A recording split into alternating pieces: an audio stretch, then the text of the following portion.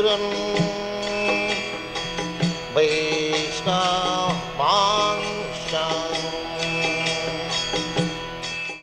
Krishna, La Bangalatika, continuing with the Bhagavad-gita as it is. We are towards the end of the introduction. Yes, we are bringing back different things what Krishna is saying in the Bhagavad-gita. The Lord further says, Abhyasa yoga yuktena chetasana nyagamina paramang purushang divyang yati parthanu chintayam. He who meditates on me, Krishna is speaking, as the Supreme Personality of Godhead, his mind constantly engaged in remembering me, undeviated from the path, he, O Arjuna, is sure to reach me. It's Bhagavad-gita 8.8.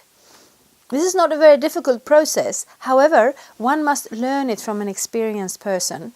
Tadvijnanarthang sagurum evabhigachet. One must approach a person who is already in the practice. The mind is always flying to this and that, but one must practice concentrating the mind always on the form of the Supreme Lord, Sri Krishna, or on the sound of his name. The mind is naturally restless, going hither and thither, but it can rest in the sound vibration of Krishna. Yes.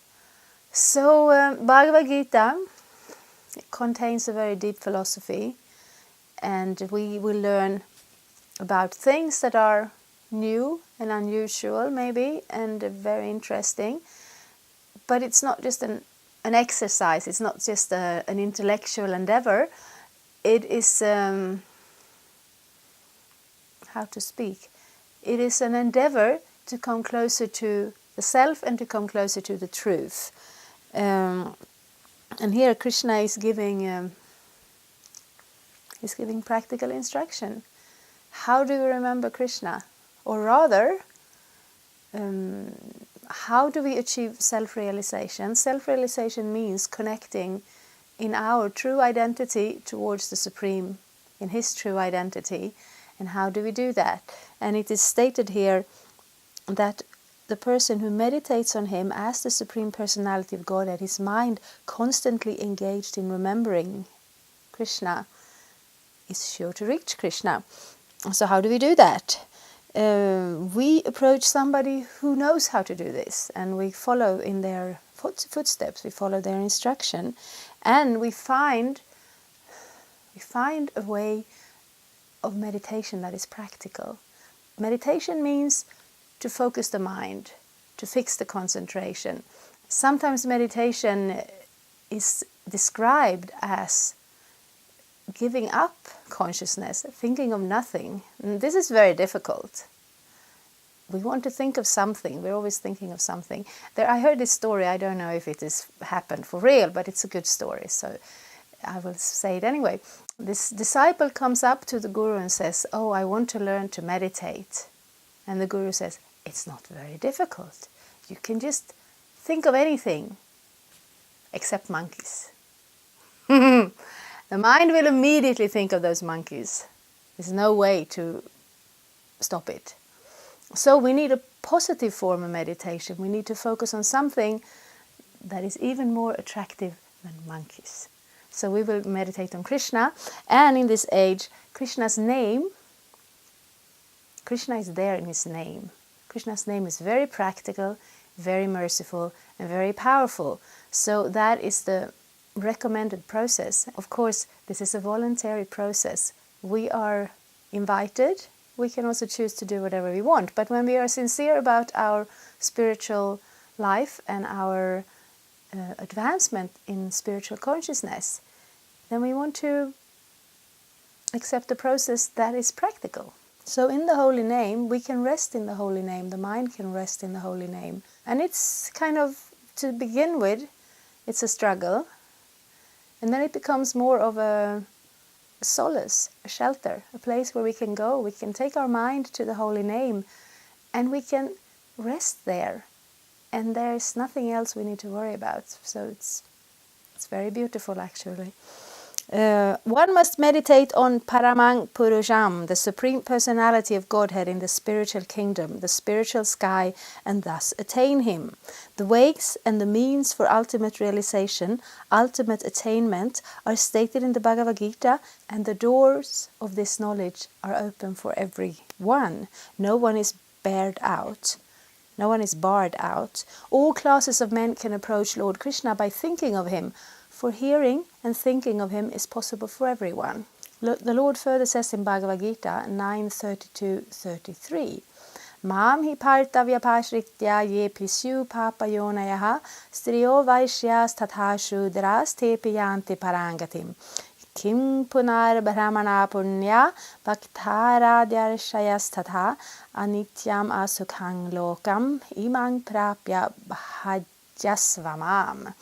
Thus the Lord says that even a merchant, a woman, or a laborer, or even human beings in the lower status of life can attain the Supreme. One does not need highly developed intelligence.